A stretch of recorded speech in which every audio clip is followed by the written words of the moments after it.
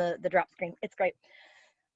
Hi, my name is Jody Hammer, and I am excited to be here with you tonight talking about non-competitive eligibility and how to leverage that for federal hire. Let me first introduce myself, and then I'll let my colleague who's here helping on the back end of it too introduce herself. I am an RPCV myself. I served in Ecuador many years ago from 1994 through 97, but it truly seems like just yesterday in so many ways, and I remain extremely close to my country of service and to the Peace Corps mission and such. I am the Career Services Specialist on staff with NPCA with a new and exciting program called the Global Reentry Program, which is shown here.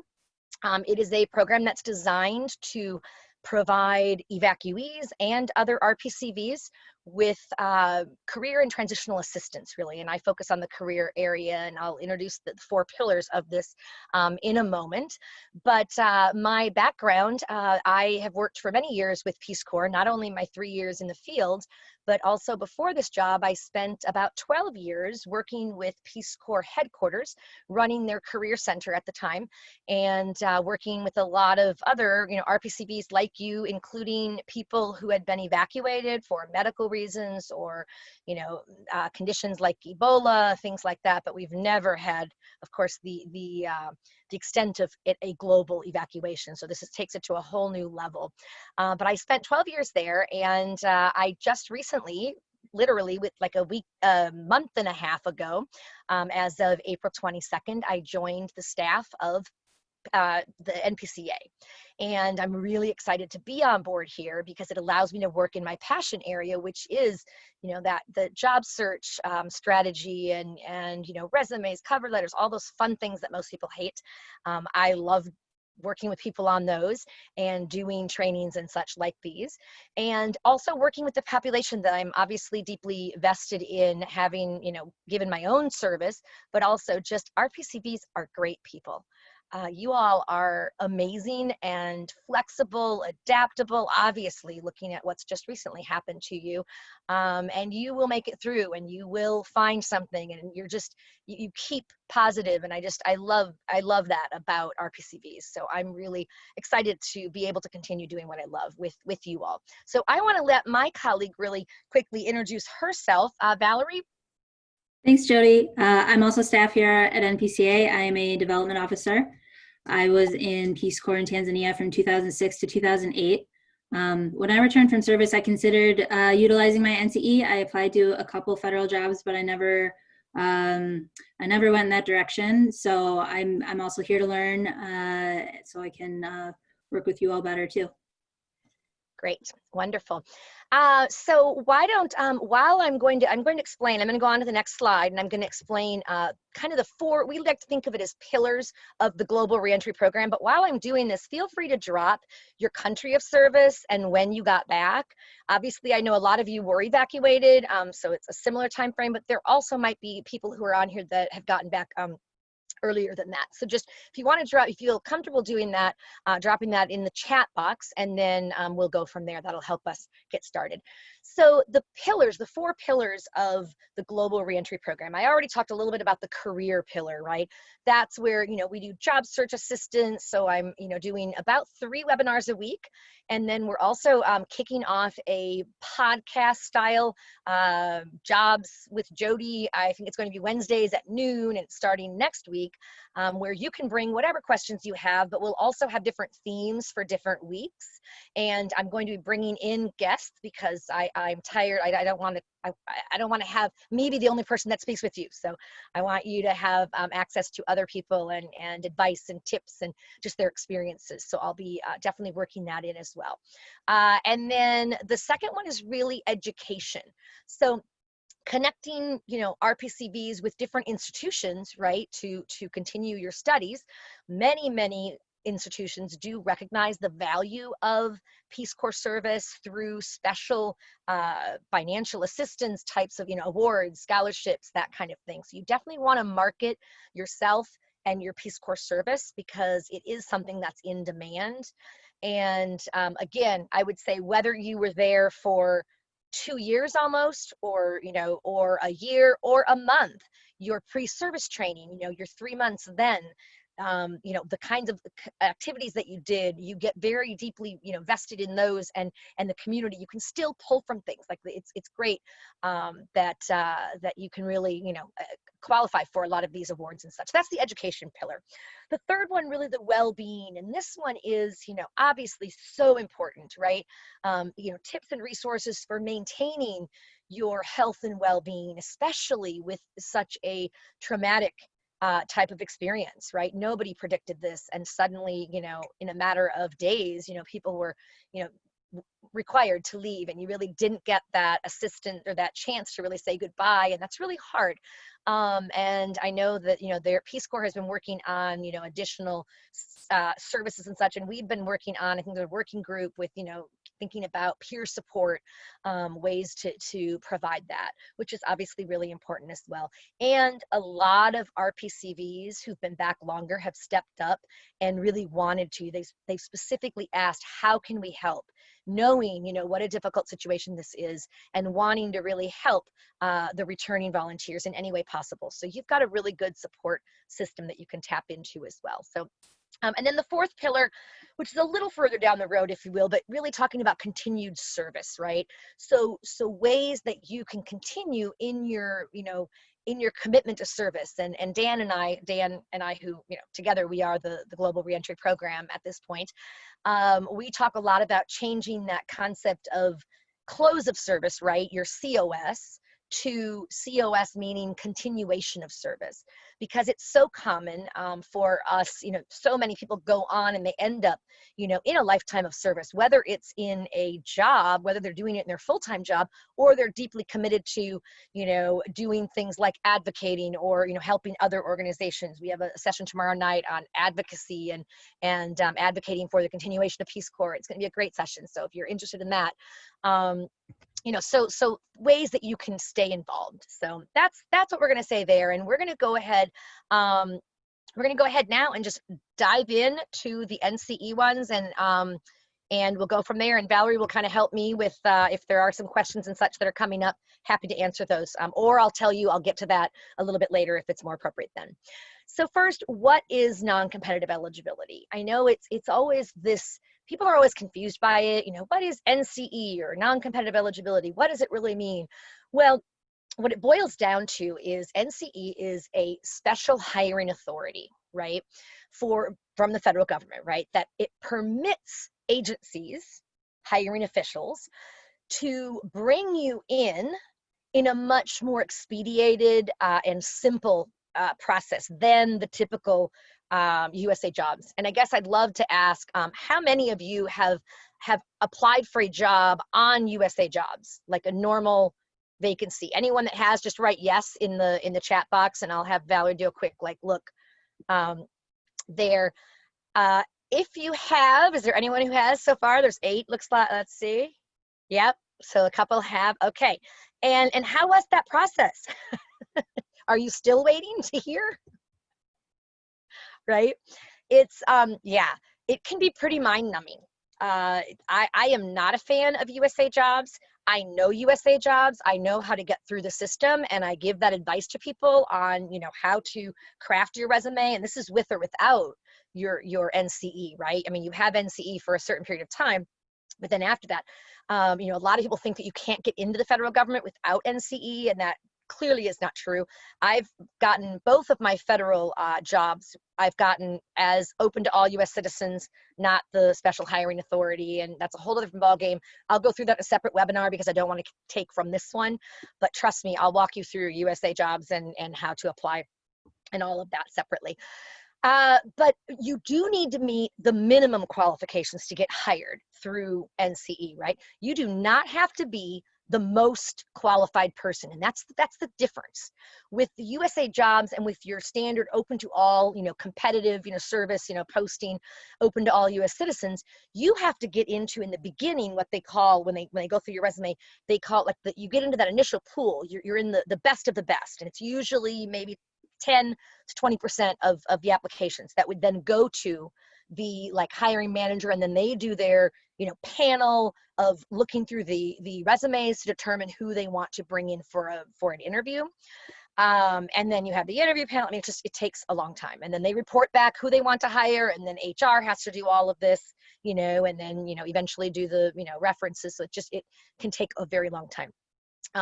With non-competitive eligibility, you could literally be hired so much quicker, as long as you meet the minimum qualifications. You know, say they meet you at, or they have a posting, they're like, we're doing an NCE vacancy posting, which I'll tell you where later on in this, where you find those NCE postings. There's a couple places where you can easily find them, but oftentimes they are listed on USA Jobs, and they'll have the, you know, open to Peace Corps, you know, candidates, or, you know, whatever, NCE candidates. And they can hire it much faster. So that's a real bonus for you, absolutely. So and they're positions that aren't available to the general public, right? There are many special hiring authorities. There's Schedule A, which is disability related. There's, you know, veterans preference, which, you know, is a different one. There's, you know, when you compete under the one that's, you know, open to all U.S. citizens, and then you have some of those in there. Those take a lot of times the top positions, you know, when they're referred and such. So NCE is something that's great to help you. It's not an entitlement, though. It does not mean that they have to hire you, right? It's not your right to work there. It's their right or their, you know, discretion to bring you on, and they can do that much quicker. Okay, so great. So it's granted through, I'm going to go over the language that, you know, this is all in your DOS, your description of service, right? We'll typically have this, you know, wording in it. And it's standard, right? It's Executive Order 11103 is the Peace Corps Service NCE. There's a different NCE for people who work at the agency. So if any of you go on to work at the agency of Peace Corps for a period of time, if you spend 3 years there, at least 3 years, you receive non-competitive eligibility. And that one is different than this one. It's similar in terms of, you know, it allows you to compete and they can get you, you know, much easier. But that one is a straight up 3 years. And there's no extensions, it's just 3 years. I'm going to talk to you about how this one works, the standard NCE, momentarily. But that's the executive order. And then there's the regulatory authority, right? This doesn't mean anything to anyone other than hiring managers, because some hiring managers may not be familiar with NCE. So when you are applying for a vacancy, you know, if it's a call for NCE applicants, obviously they know NCE very well, and they're, you know, you'd still want to put it in your resume and, you know, refer to it, you know, in your cover letter, all of that, but they're going to be familiar. But sometimes when you're doing your networking and you're out chatting with people and you are, you know, talking to people who work in maybe an agency that you might be interested in, always mention, you know, well, you know, I do have non-competitive eligibility for federal hire, which, you know, as I understand it, you know, allows me to, you know, come in. It's an easier process of hiring me and more quickly. Now, I will tell you, I remember hearing a story from somebody who, this is an RPC, and this is an actual story. I'm not making this up. They came back and they said, you know, NCE is amazing. I went in for an informational interview, or I prefer to call it a career chat, with somebody, and I was talking to him, and, you know, he was, you know, he learned that I mentioned that I had non-competitive eligibility, you know, after we've been talking for some time, and his eyes lit up and he said, really? Wait, one moment. And then he literally left. He came back with his hiring manager, right? And they said, we want to hire you for this position. Like, literally, this was an informational interview. Now, don't expect this to be the norm, but that's pretty powerful. Now, there's different interpretations of it as well. Different hiring managers, or different agencies, I should say, like the HR professionals in different organizations, or, you know, federal agencies, will interpret it differently. Some are okay with that very loose, like, general, yep, they meet the minimum qualifications, let's do this. Others will insist on a posting with, you know, different, I mean, there's different interpretations of it, but it always behooves you to mention that you have NCE. If you're going for federal hire, right? If you're going for nonprofit or something else, it doesn't mean anything to them, so don't confuse them. Okay, great. Does that make sense? Okay, so this is the standard eligibility, right? Generally, you must have completed at least 12 months of Peace Corps service to be granted NCE. And you can't have been like separated from service, right? If you resigned or you were separated for misconduct or something like that, you wouldn't qualify. Now, the exciting thing about this is because of COVID-19, this is just one good thing that has come out of it. You know, it's a tragedy, it's awful, but they have managed to be able to grant all COVID-19 evacuees will get NCE regardless of how long you were a volunteer. Now, this is provided you did swear in. If you didn't swear in as a volunteer, that they couldn't get, because then you didn't qualify as a volunteer, you were a trainee. So, but provided you had sworn in as a volunteer before evacuation, whether you were there for 1 day, 1 year, the whole 2 years, you're going to have NCE, which is wonderful. And that's going to take some you're going to be able to explain that to different hiring agencies, and that, to say, we've been granted NCE. You can, submit your DOS that has the language in it, all of that. But this is a huge deal, because I know my 12 years working at Peace Corps, there was talk always of, oh, we want to just extend it to a flat 3, or, this should be done. And our response was always, that literally takes like an act of Congress to do something like that. And it just wouldn't, it never happened. But then COVID-19 happened and our world turned upside down, and actually some things came out of it, and this is one of them. So you have NCE. So that's the good thing. Okay. All right. Any questions so far?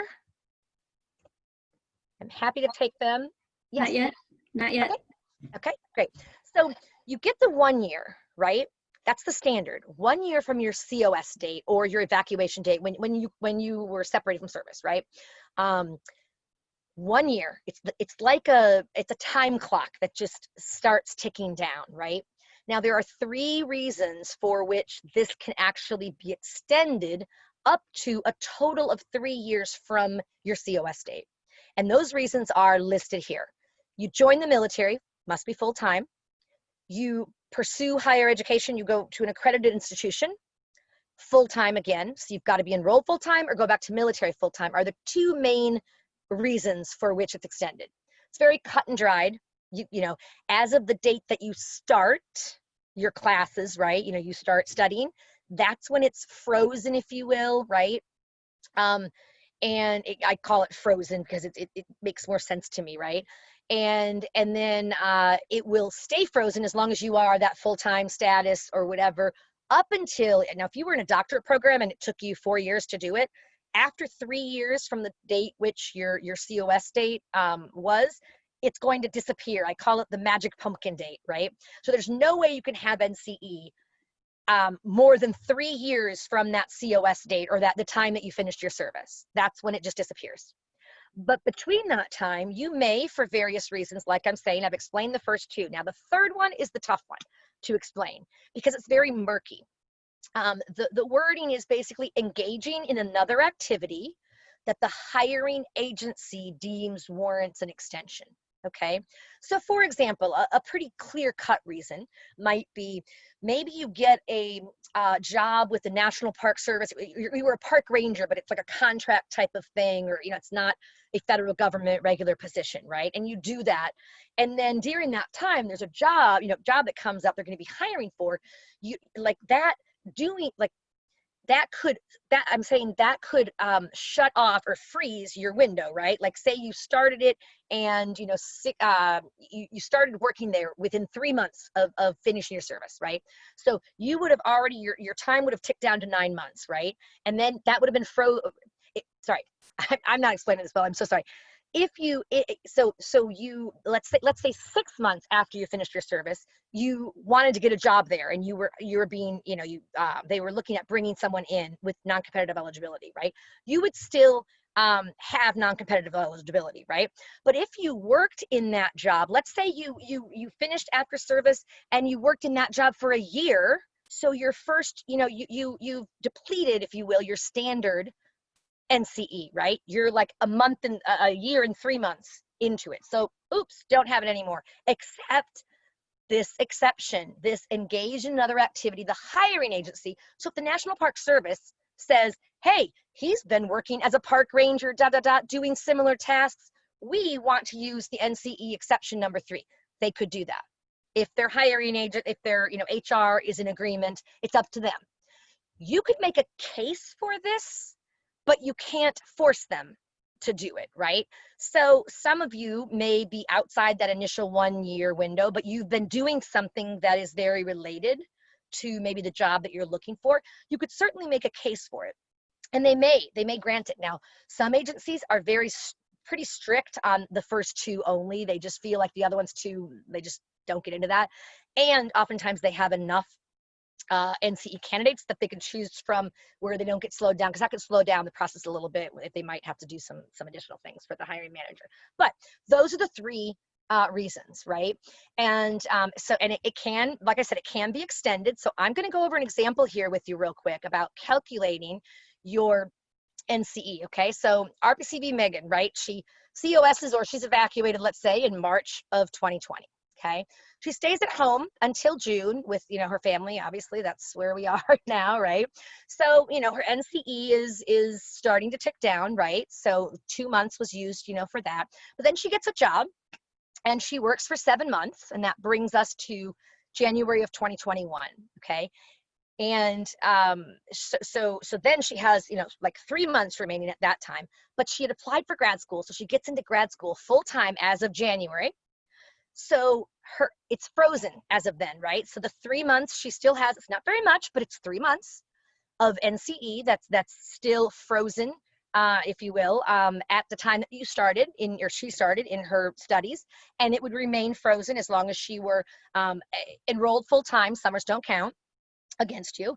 And then she graduates in January, a year later. Let's say it's a year program, an intensive program. She graduates in 2022. So when will her NCE expire?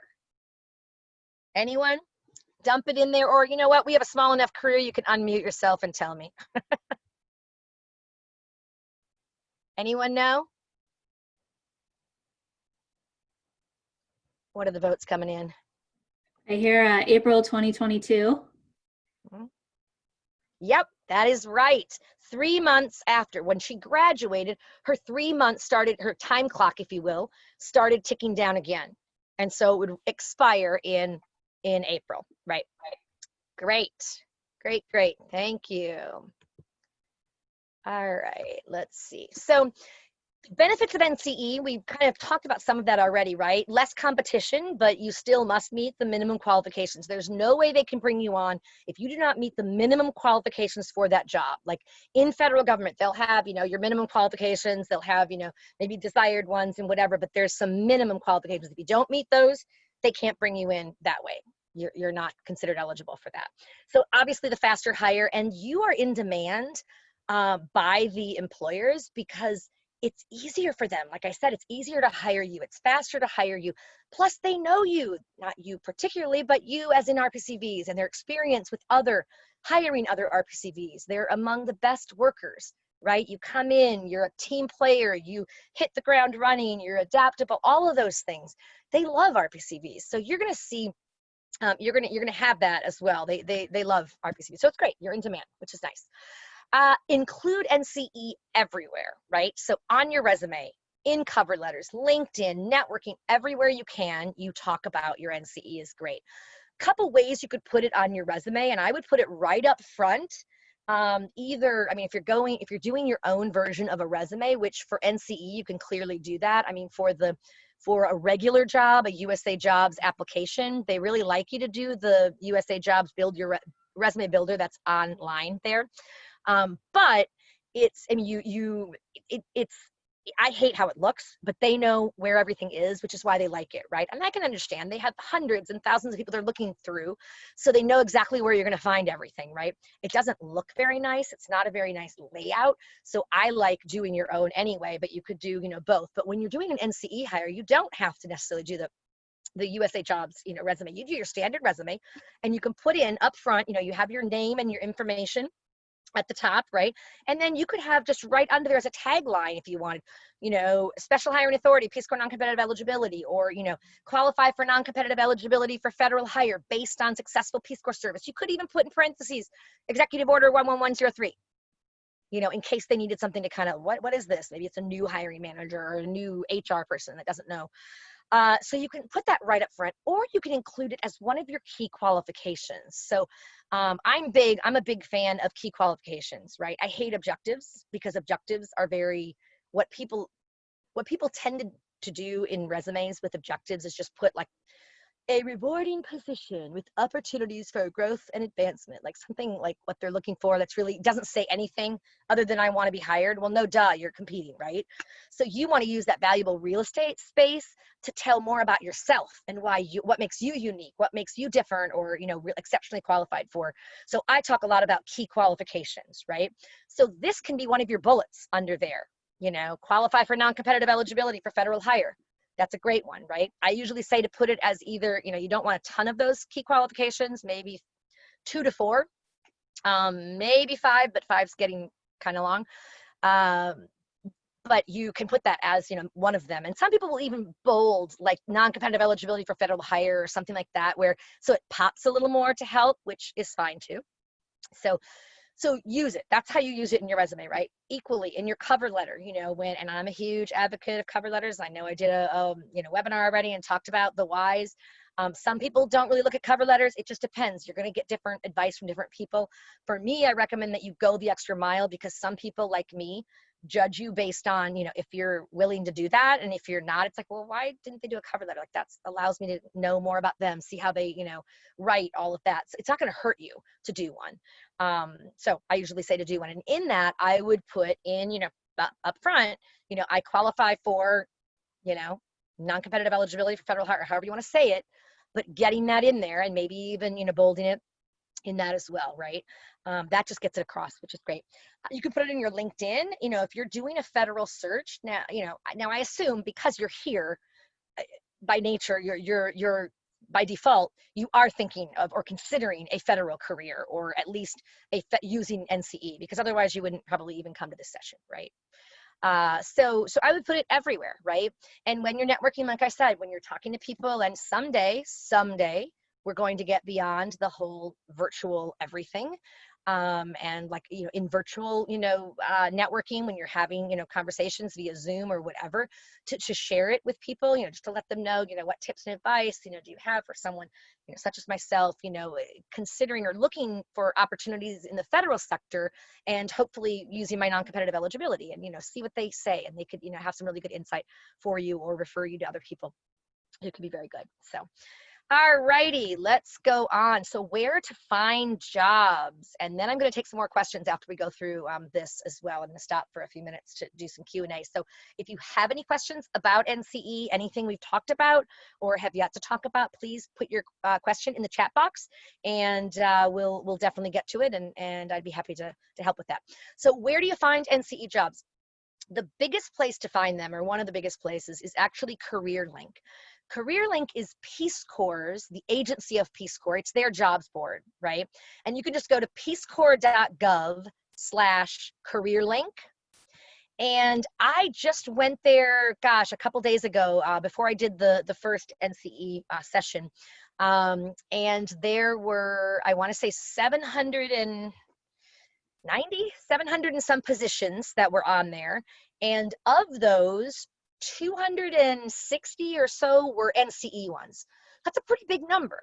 And remember, many of those postings are for multiple positions, right? That's the thing as well. It may be more than one that they're hiring, but they put out this blanket, NCE hire. Peace Corps does that, and I'm going to talk to you about that in a minute. Applying for the NCE roster at Peace Corps, which I would highly recommend if you have any interest in working with Peace Corps, the agency. That's a great way to get in. And there's a lot of turnover in Peace Corps because we have the 5-year rule generally. So, or they have the 5-year rule. I'm still in the we mode. It's been recent, but it's generally you have a 5-year restriction. So there's always new people coming in, which is great because it allows new people to come in. And the theory behind that is to bring, in the energy and the commitment and the new, to keep Peace Corps from becoming the bureaucratic organization that are most federal agencies. So not to say that Peace Corps is not bureaucratic by no stretch of the imagination, but comparatively to many other federal agencies, absolutely, it's a different world. The other place that you'll find them is on USA Jobs. So you filter for the Peace Corps hiring path, and I have a graphic that'll be coming up here in like a slide or two. It's basically looks like a purple, almost globe, if you will, and it'll say Peace Corps slash Vista alumni. Oftentimes it'll say. What you can do if you go to usajobs.gov and you do just a search and you want to, you can just search for jobs. You can do whatever filters you want. So if there's a certain part of the states that you want to live, and remember, not all federal jobs are in DC. A lot of people assume, oh, well, all the jobs are in DC. I don't want to live there, so I can't work. Trust me, there are so many agencies, and more, because they're moving their agencies, the headquarters, to different parts of the state. So there are opportunities. I think you'll be surprised. But what you can do is you can put in, I mean, if you're totally flexible, don't put in the location and just put in, or just to see how many come up, go into the hiring paths and just say filter for hiring paths and choose Peace Corps and see how many vacancies come up, for that. That's basically, they want to hire through NCE is what that means. Okay. Any questions coming up there, Valerie? If not, that's fine. I just want to make sure we acknowledge any questions that are coming in. Not yet. Okay. Feel free, everybody. All right. Yeah, feel free, please. This is a quiet group. My goodness. That's okay too. So finding the NCE vacancies, I put on here just the career link. I wanted to just show you the what the screen looks like when you get into it. And you'll see it was 721 were the total jobs, and then only show NCE if you click that box on the right where the arrow's pointing to, that will only show the NCE vacancy ones, which is nice. You can see at a glance how many you have that are there. So. All right, here's what I was talking about the hiring path filter in USA Jobs.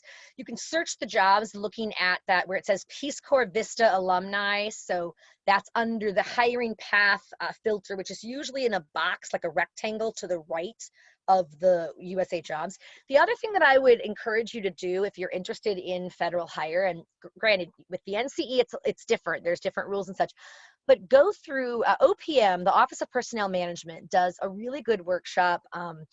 Every month they do it, I think multiple times, but they've been doing one specifically for RPCVs. I don't know, have any of you participated in any of those? Because there have been some in like the last, I think, couple months. If you have, drop it in there in the chat box, and I'd love to have you, if you're willing, speak a little bit about what you got out of it, or if it was, worthwhile, because I've participated in some in the past, and they've been really, they've been pretty good. I mean, it goes through, what you need to do in your profile and how to make it, and, all of that.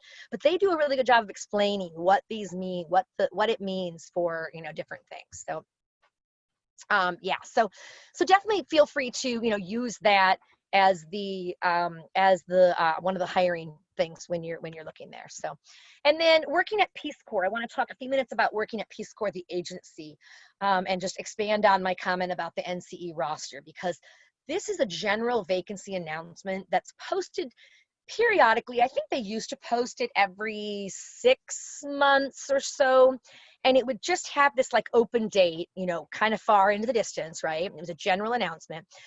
And they would, people would apply not to a specific job, but to the Peace Corps NCE roster to be considered for various jobs, ranging from, different GS levels and, or FP, whatever equivalency levels. So it would be, it was an opportunity for them to do one big,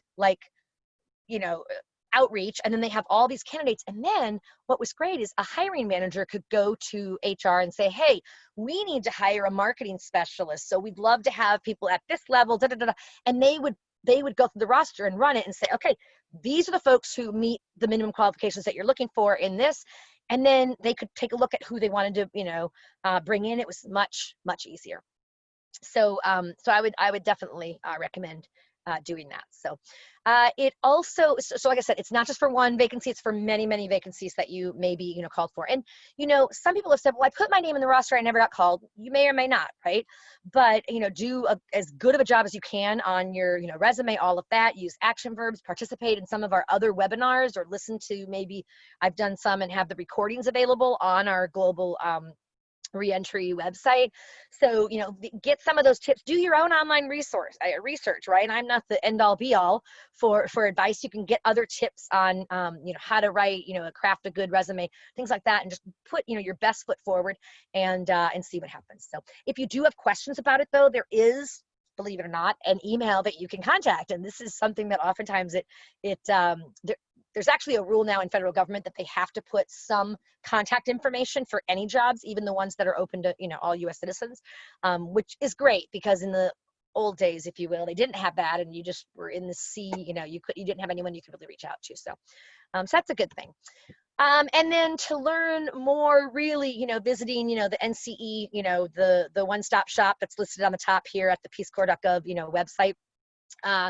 And then there's also part of that talks about NCE for the employers. So sometimes it's helpful to print out even a couple of those like flyers that are aimed at the employers to help you make your case, because it's kind of weird. I know it's not the clearest of clear concepts. So that can help, that kind of information can help you make that case to potential agencies. And then if you need a copy of your DOS eventually, I know you all, I think, are in the process of actually just getting yours maybe initially, or getting them finished, but eventually down the road, you could email certify@peacecorps.gov.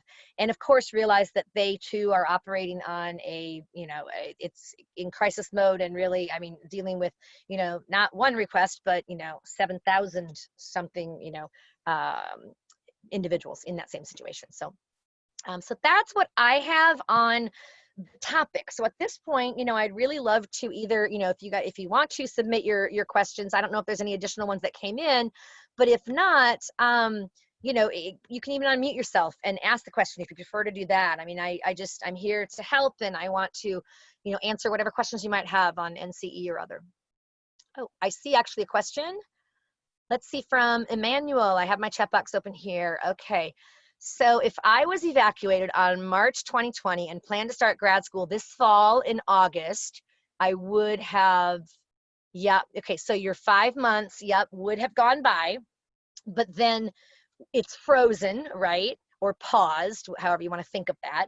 And then while you're in grad school, right, summers don't count against you, while you're in grad school full time, it would remain at that. So then when you graduate, you would have the 7 months that's available. Now, what I would recommend that you do is start looking earlier than just when you graduate, right? You're going to probably start doing your job search and such, but you would still have a fairly decent amount of time.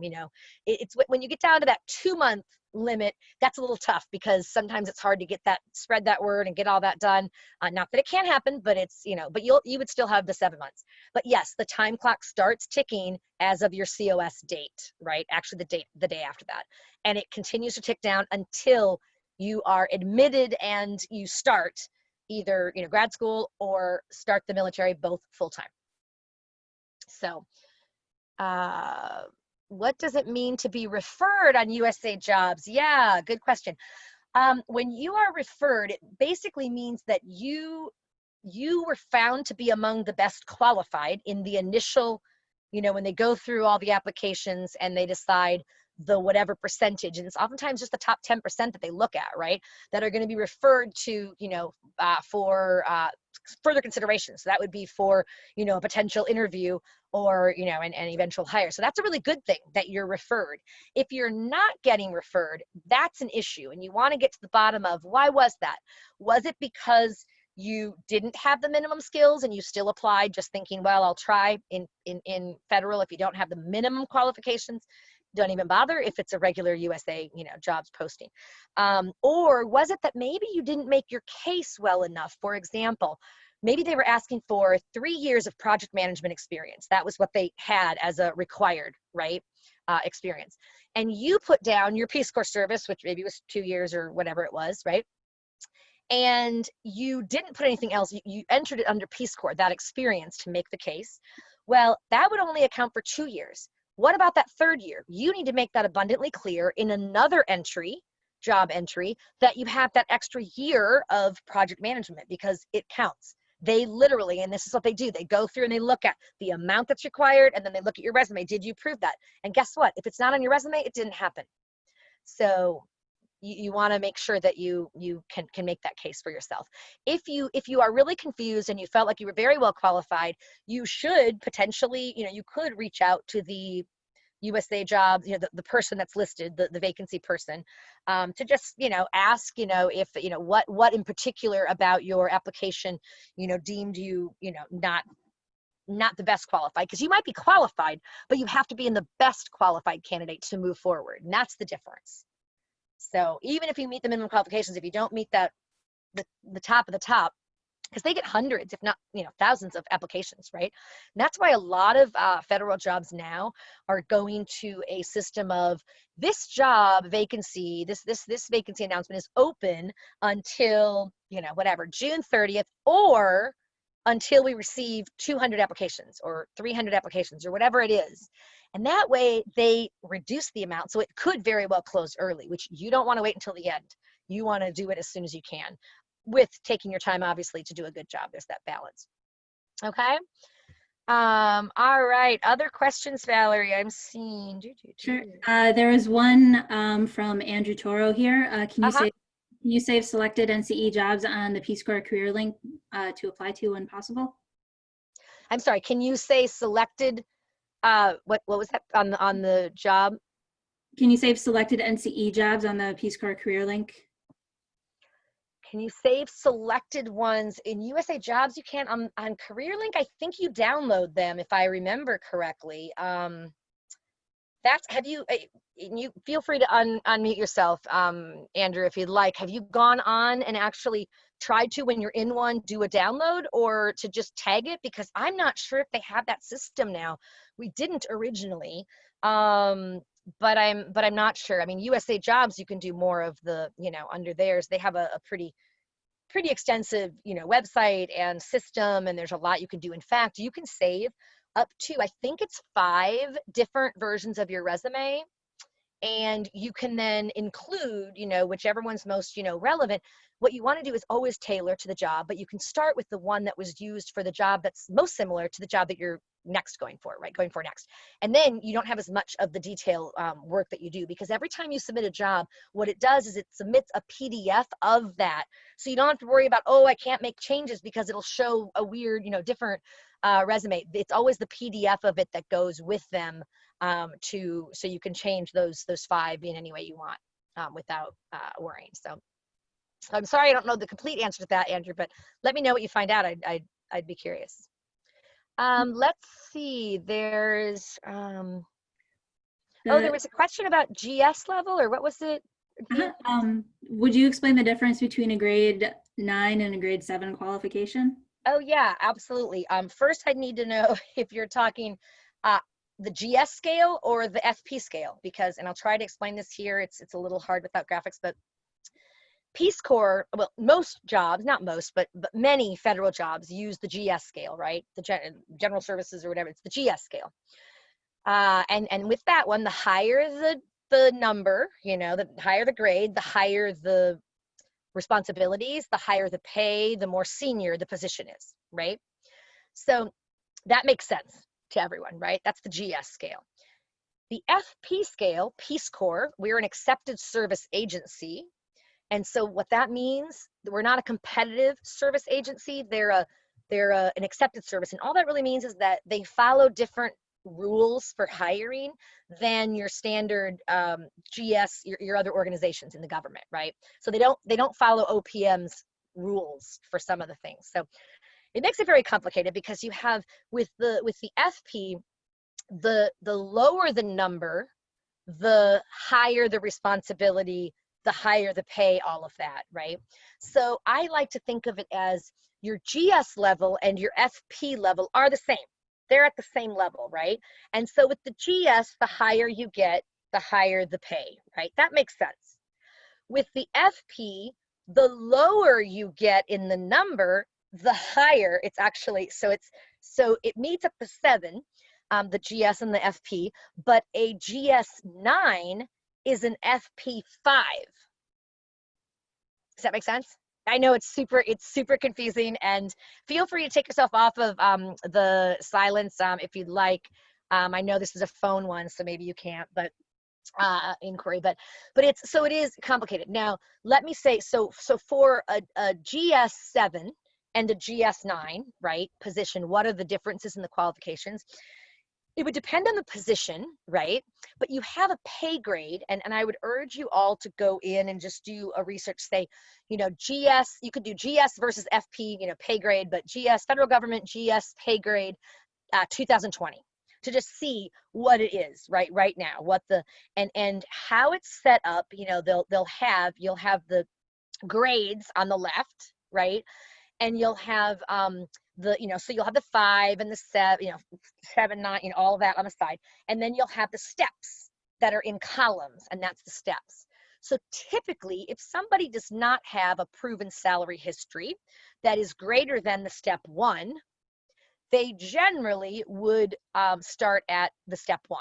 That's how it pretty much works. And there's a lot of technicalities with it. Like, it's not so easy to say, well, but you're a great person, I think you'd do great, let's just bump you up to the, no. Like, it's pretty, to make a case for a higher GS, a grade, or a grade, but also even a step, is quite a process. And I do encourage people to certainly put it out there, with, I'm wondering, maybe when you get that offer, which, yes, someday you will, and you'll get that offer and they'll say, we're offering you this, the GS7 at step 1 or whatever for this salary, and they make that offer to you.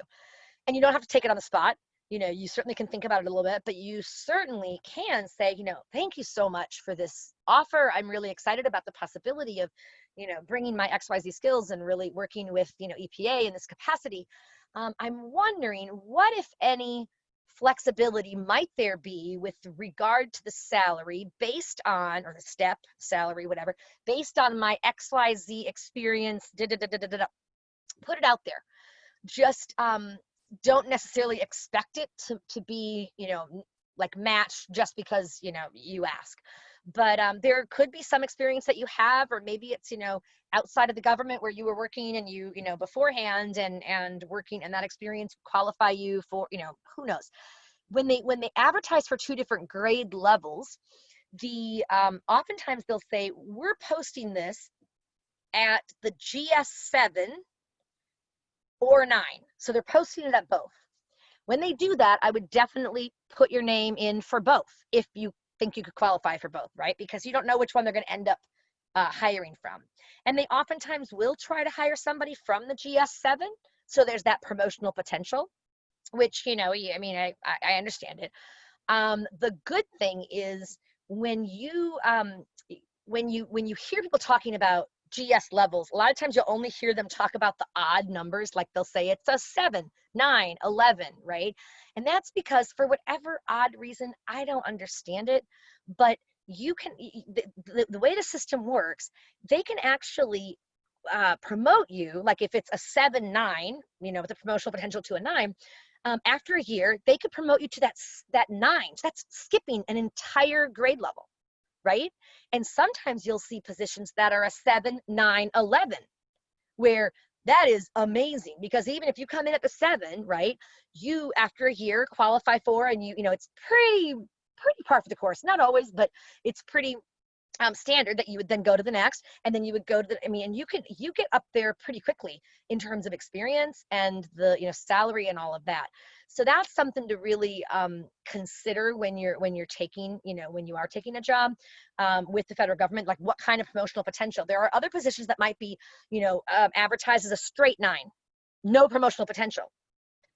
It may be your foot in the door, and it's maybe a 9 versus a 7, so, but to let you know, it's hard to say, like, it's hard to give a blanket response to say, oh yes, NCE, people who come back from Peace Corps qualify at the GS7. You can't say. There's some people that have been career professionals for, years and years, right?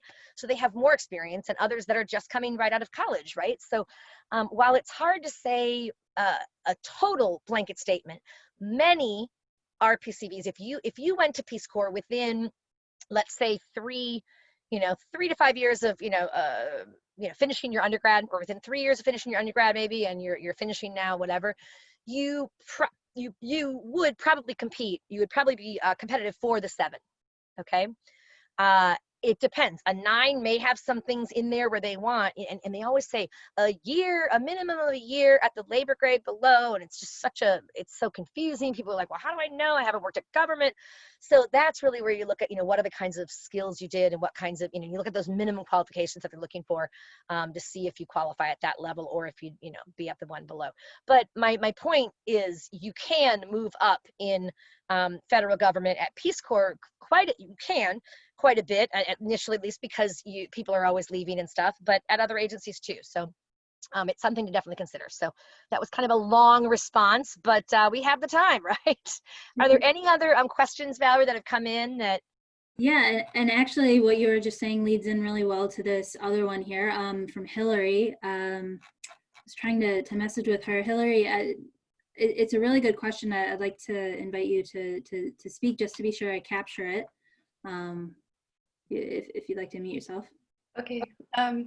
Mostly I'm just wondering, I want to be open to different possibilities, but I don't know that much about, like, once you get into a certain grade level in the federal system, how do you move around within that? So I'm wondering about, is it a good idea to take something that maybe is a little bit lower than you would qualify for, just so that you can get in and then you have the chance later to move around? Or do you then get stuck too low and so maybe you don't want to take something that's a little bit lower?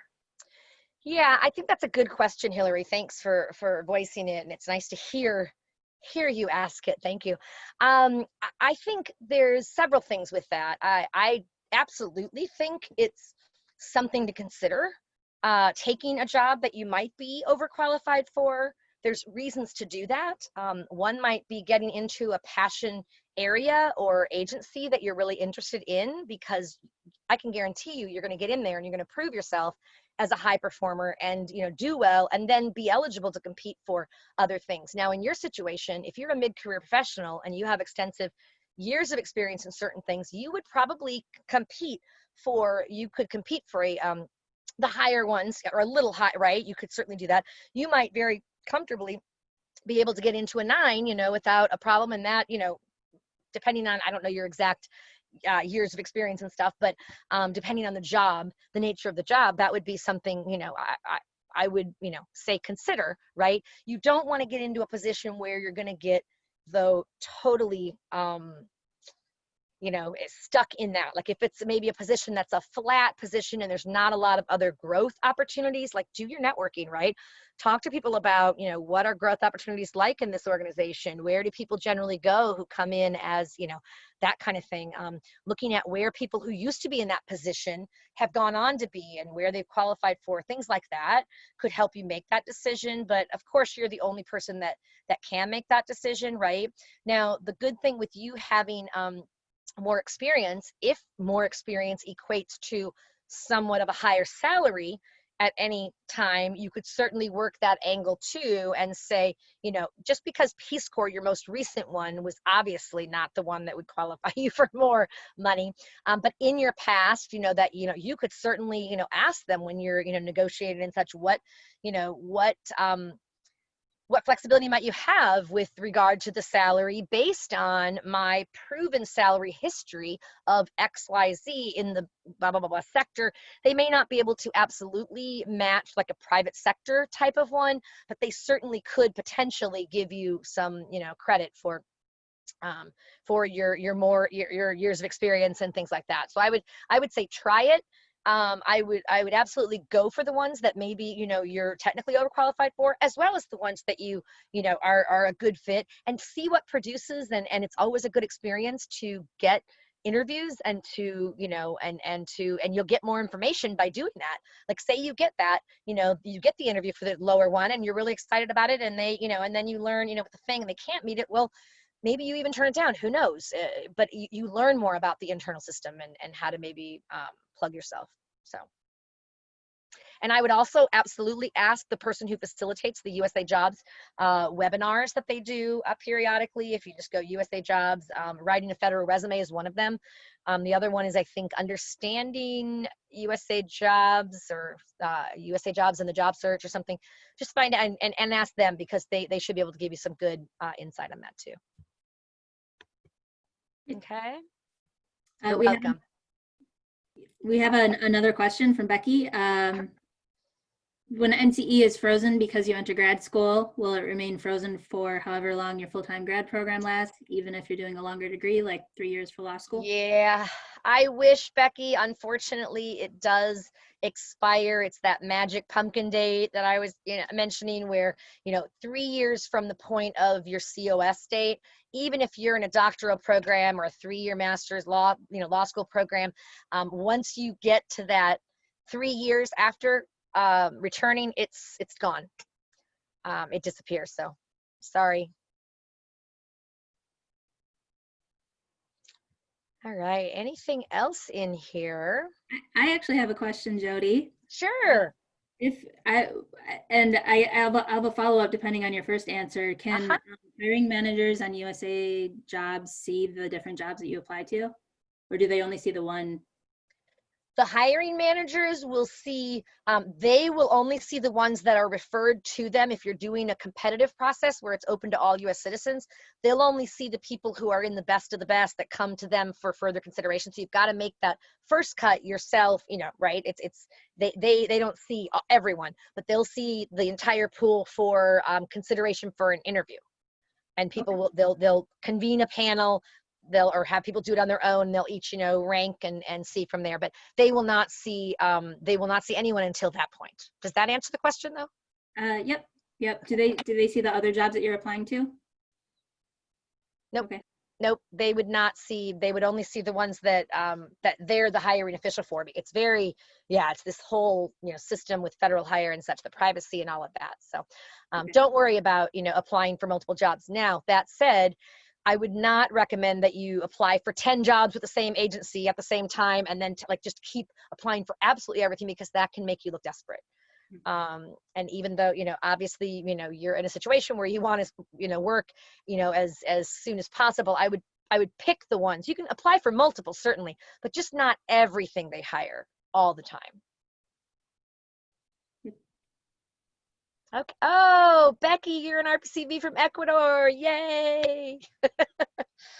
Aw, that's great. Always good to see fellow Ecuador RPCVs. Do you recognize the tapestry here? This is my my Ecuadorian tapestry that serves as my backdrop for my presentation. So. No, I did not recognize it, but yay for Ecuador.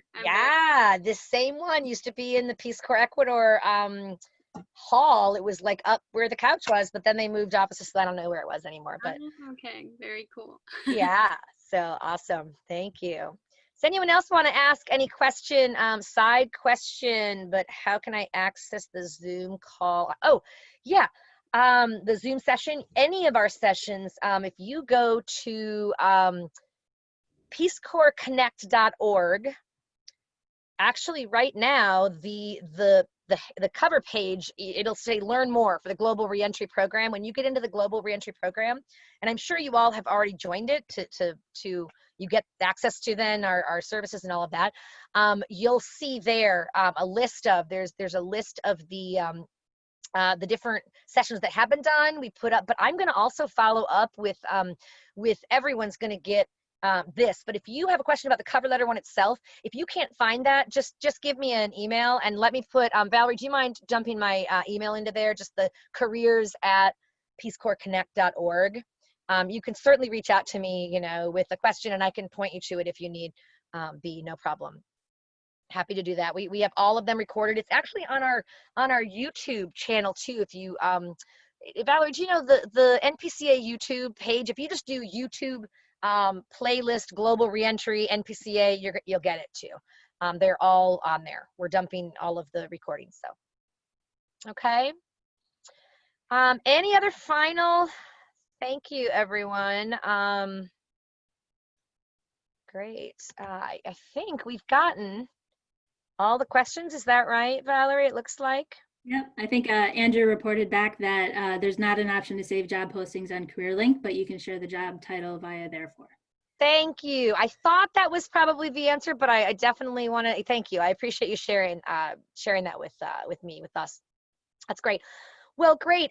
If there's no other questions, I can stay on for a few more minutes. I'm going to go ahead and just stop the recording and then and honor, of course, respect your time. Oh, wow, we finished right on the hour. So people that need to go, that want to go, if you have some more questions, I'll stay on for a few more minutes, but I'm going to end the recording right now, okay? All right, thank you.